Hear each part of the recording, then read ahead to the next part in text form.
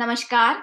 मैं हूं डॉक्टर अन्नपूर्णा से और आज मैं बात करूंगी Gujarat state pollution control board में जो असिस्टेंट एनवायरमेंटल इंजीनियर क्लास 2 की पोजीशन आई है उसके बारे में। तो पूरे वीडियो में बहुत ही ध्यान से और बहुत ही धैर्य से बने रहें। मैं इस पूरे वीडियो में मैं आपको बताऊंगी इस पोजीशन से जुड़ी हुई eligibility, age limit, salary, exam dates, your duties as an assistant environmental engineer in the Gujarat State Pollution Control Board, and much more. So stay tuned. But before that, if you are new to my channel, please do subscribe. And if you like this video, please share it with at least 3 friends or WhatsApp groups as Guru Dakshina. So let's begin. So first things first, what is the age limit for this position? The maximum age limit for this position is 35 years, but it is relaxable for the norms of the government of India. That is, when it comes to economically weaker section, जब economically weaker section की बात होती है या schedule caste या schedule tribe या socially and economically backward classes, तो इन सभी को एज रिलैक्सेशन दिया गया है 5 साल का। इसके अलावा अगर आप वुमेन कैंडिडेट हैं, मतलब महिला हैं, तो आपको 5 साल का एज रिलैक्सेशन दिया जाएगा। और यदि आप schedule caste, schedule tribe, socially economically backward classes या इकोनॉमिकली वीकर सेक्शंस में आते हैं और महिला हैं, तो आपको 10 साल का टोटल एज रिलैक्सेशन दिया जाएगा। साथ ही साथ जो पर्सन्स विद डिसेबिलिटी हैं, उनको किसी तरह की डिसेबिलिटी है अगर और वो अप्लाई कर रहे हैं, तो उनको 10 साल का एज रिलैक्सेशन दिया जाएगा। तो कुल मिला के आपका जो एज रिलैक्सेशन है या एज लिमिट है वो वैलिड होगी किस दिन तक? Last date of application. मतलब अगर आपको कोई एज रिलैक्सेशन नहीं दी गई है तो आपकी उम्र लास्ट डेट ऑफ एप्लीकेशन जो भी थी उस दिन 35 साल से ज्यादा नहीं होनी चाहिए। और अगर आपको एज रिलैक्सेशन दिया गया है, अगर आपको 5 साल का एज रिलैक्सेशन दिया गया है, तो लास्ट डेट ऑफ एप्लीकेशन जो भी थी उस दिन आपकी उम्र 40 से ज्यादा नहीं होनी चाहिए।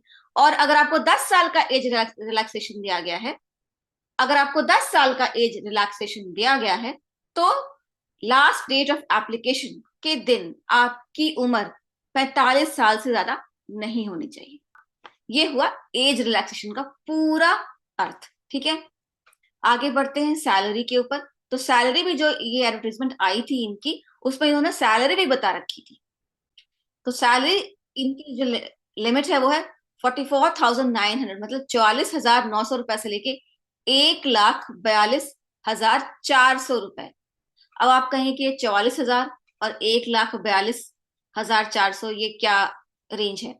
रेंज ऐसा है कि जब आप अपॉइंट किए जाएंगे तो आपकी सैलरी होगी 44,900 रुपए, और उसमें और कुछ अलाउंसेस जो आपको मिल सकते हैं, हाउस रेंट अलाउंस है, डियरनेस अलाउंस होता है, इसके अलावा और भी चीजें होती हैं जो ऑफिसर्स को मिलती हैं, वो सब अलाउंस जोड़ के शायद आपकी सैलरी इससे कहीं ज्यादा होगी। पर आज आपने ज्वाइन किया, अगले साल कुछ इंक्रीमेंट होगा, उसके बाद कुछ इंक्रीमेंट होगा, उसके बाद ऐसे इंक्रीमेंट करते करते जो लास्ट लिमिट होगी इस पोजीशन पे सैलरी पाने की, वो होगी 1,42,400 रुपए। ठीक है, अब बात आती है एलिजिबिलिटी की कि इस पोजीशन के लिए कौन से लोग एलिजिबल हैं। तो इस पोजीशन के लिए इंजीनियर्स एलिजिबल हैं जिन्होंने बीटेक किया हो फर्स्ट डिवीजन से, और वो फर्स्ट डिवीजन से किया होगा अगर बीटेक तो इन्वायरमेंटल इंजीनियरिंग में किया हो। अगर आपने इन्वायरमेंटल इंजीनियरिंग में बीटेक नहीं किया है और सिविल इंजीनियरिंग में बीटेक किया है लेकिन इन्वायरमेंटल इंजीनियरिंग को एज एन इलेक्टिव सब्जेक्ट लिया था, तो भी आप एलिजिबल हैं। या फिर अगर आपने केमिकल इंजीनियरिंग में बीटेक किया है और आपने इन्वायरमेंट को एज एन इलेक्टिव सब्जेक्ट लिया था तब, तो भी आप एलिजिबल हैं। ठीक है, तो कहीं ना कहीं आपके सब्जेक्ट में इन्वायरमेंट होना चाहिए, तभी आप एलिजिबल हैं बीटेक लेवल पे। ठीक है, और वो बीटेक आपका फर्स्ट डिवीजन में होना चाहिए।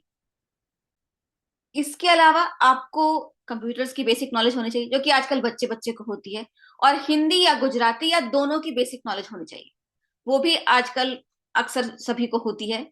अगर आप गुजरात से नहीं भी हैं तो हिंदी तो आप जानते ही हैं। तो सैलरी की बात हो गई, एज लिमिट की बात हो गई, एलिजिबिलिटी की बात हो गई।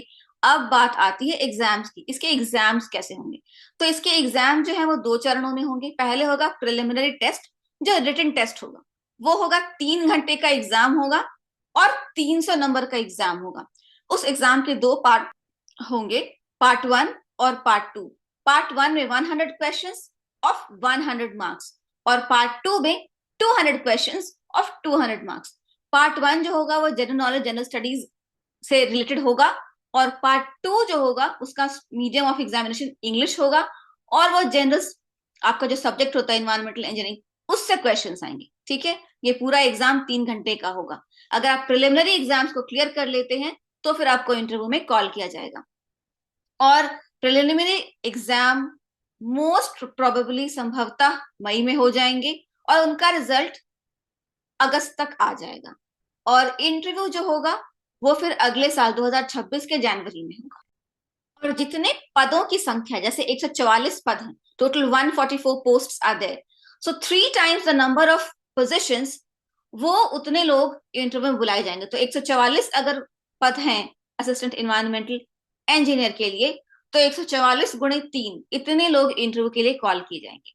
और फिर 144 में कुछ रिजर्वेशन भी है, जैसे कि जनरल कैटेगरी के लिए टोटल, जैसे कि जो टोटल पदों की संख्या है वो तो 144 है, लेकिन उसमें जो जनरल कैटेगरी के लिए है अनरिजर्व जो पोजीशंस है वो 62 है।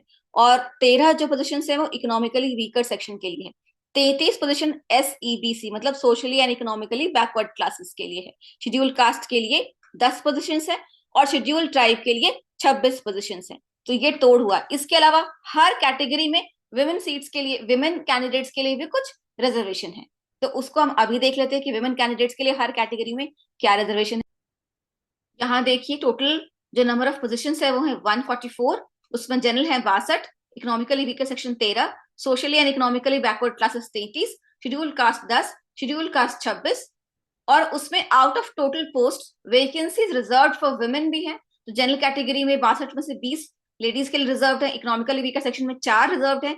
अगर इकोनॉमिकल वीकर सेक्शन में टोटल पोस्ट 13 है, उसमें से 4 वुमेन के लिए रिजर्व है। फिर ऐसे ही सोशली इकोनॉमिकली बैकवर्ड क्लासेस में से टोटल पोस्ट अगर 33 है तो उसमें से 11 औरतों के लिए रिजर्व है। इसी तरह से शेड्यूल कास्ट की टोटल पोस्ट 10 है रिजर्व, उन 10 में से 3 औरतों के लिए रिजर्व है। और शेड्यूल ट्राइब में टोटल रिजर्वेशन है 26 सीट्स शेड्यूल ट्राइब के लिए टोटल रिजर्व है, और उसमें से 8 फिर औरतों के लिए है। और फिर ये पर्सन विद बेंचमार्क डिसेबिलिटी और एक्स सर्विसमैन कैंडिडेट के लिए ये रिजर्वेशन यहाँ पर दिया गया। ठीक है, टोटल ऐसे पोजीशन होती है 144। इसी के साथ असिस्टेंट लॉ ऑफिसर की भी पोजीशन आई है, पर क्योंकि मैं लॉ की नहीं हूं, मैं मोस्टली इन्वायरमेंट की बात करती हूँ, इसलिए मैं इस पोजीशन को डिस्कस नहीं कर रही हूँ। ठीक है, तो अब आपने सभी कुछ देख लिया। अब बात आई ड्यूटीज की, कि अगर आप असिस्टेंट इन्वायरमेंटल इंजीनियर क्लास 2 बन जाते हैं Gujarat state pollution control board में, तो आपके ड्यूटीज क्या होंगी। तो पहले तो अगर आप बनेंगे तो आपको कुछ ट्रेनिंग देंगे वो लोग, कि आपको अपनी ड्यूटीज कैसे निभानी है, क्या क्या काम करना है, उसका ट्रेनिंग पीरियड होता है। वो ट्रेनिंग वो लोग आपको जरूर देंगे। तो घबराने की बात नहीं कि एक बार हम पोजिशन हमने ले भी ली तो हमारा क्या होगा। They will train you for that. So first thing, then they will position you, they will post you somewhere in Gujarat. फिर गुजरात में कहीं पर आपकी पोस्टिंग होगी। उस पोस्टिंग में आपका काम होगा data collection, data analysis, report preparation, law enforce to help in law enforcement and also help in environmental impact assessment processes of various projects.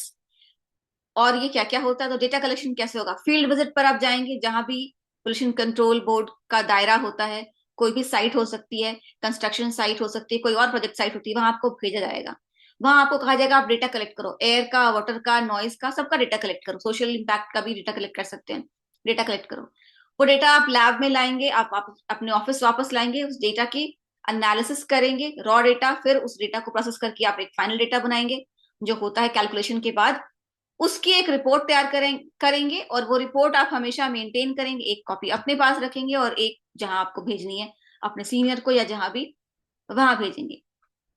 एक अच्छे इन्वायरमेंटल ऑफिसर का ये दायित्व और ये तरीका होता है कि जब भी आप कोई रिपोर्ट तैयार करें तो उसकी जो ओरिजिनल कॉपी, जो ओरिजिनल रिपोर्ट आपने तैयार की थी, वो हमेशा अपने पास एक कॉपी रखनी चाहिए, आगे काम आती है। ठीक है, तो ये होगा। कई बार जब कोई कानून का उल्लंघन हो रहा है, कोई ऐसी इंडस्ट्री जो पोल्यूशन कर रही है और लॉ इन्फोर्समेंट नहीं कर रही है, तो उसका डेटा कलेक्ट करना, उसकी रिपोर्ट भेजना, पुलिस के साथ वहां जाना, कभी कभी कोर्ट में पेशी भी हो सकती है, वहां भी आपको जाना कि मैं pollution control, state pollution control board से हूं और मैंने ये यहाँ यहाँ पर पाया था। तो इस तरह का काम भी आपका हो सकता है। इसके अलावा लैब एनालिसिस बहुत ज्यादा होगा, जैसे आप कहीं से एयर वाटर के सैंपल लेके आए फील्ड से और फिर आपने उसको लैब में एनालाइज किया, ये भी हो सकता है। एयर का सैंपल लाना तो थोड़ा मुश्किल है, वाटर का सैंपल, एयर का monitoring generally then and there site पर होता है, पर वाटर का सैंपल अक्सर आप लेके आते हैं साइट से लैब में और फिर उसका एनालिसिस करते हैं। और एयर के सैंपल में क्या होता है कि जैसे हाई वॉल्यूम सैंपलर है, आपने किसी साइट पर लगाया और पूरा जो एयर का एनालिसिस हाई वॉल्यूम सैंपलर ने किया, और वो जो जिस सोल्यूशन में वो इम्प्योर एयर डिजोल्व होती है जो उस हाई वॉल्यूम सैम्पलर के अंदर लगी होती है, नॉक्स के लिए अलग, सॉक्स के लिए अलग। तो वो जो सोल्यूशन है फिर आप उसको लैब लाके और उसमें एग्जैक्टली नॉक्स और सॉक्स का लेवल क्या है वो एस्टिमेट करते हैं। तो इस तरह से एयर का सैंपल आप लैब में ला सकते हैं। तो मैंने आपको थोड़ा एक्सप्लेन कर दिया just in case you got confused कि एयर का सैंपल घर कैसे लैब में कैसे ला सकते हैं। तो वो ऐसे ला सकते हैं, हाई वॉल्यूम सैंपलर का जो सैंपल है वो आप लैब लाके उसको एनालाइज कर सकते हैं। तो ये पोल्यूशन कंट्रोल बोर्ड के अधिकारी के रूप में, एज असिस्टेंट एनवायरमेंटल इंजीनियर के रूप में आपकी ड्यूटीज होंगी। और इस सब के साथ कहीं आपके टेक्निकल सपोर्ट की, आपकी राय की जरूरत पड़ेगी, क्योंकि आप उस एरिया के एक्सपर्ट हैं, आप एनवायरमेंटल इंजीनियर हैं, तो वो राय भी आपसे मांगी जाएगी। आज के लिए इतना ही, मिलती हूँ आपसे अगले वीडियो में। तब तक के लिए धन्यवाद। जय हिंद, जय भारत। इस एग्जाम से जुड़ा हुआ जो सिलेबस है और उस सिलेबस की प्रिपरेशन हम कैसे करें उसके ऊपर भी वीडियो मैं जल्द ही लाऊंगी। थोड़ा धैर्य रखें, मैं अकेली हूँ, मेरे पास कोई टीम नहीं है, तो मुझे सब सारा काम खुद ही करना पड़ता है।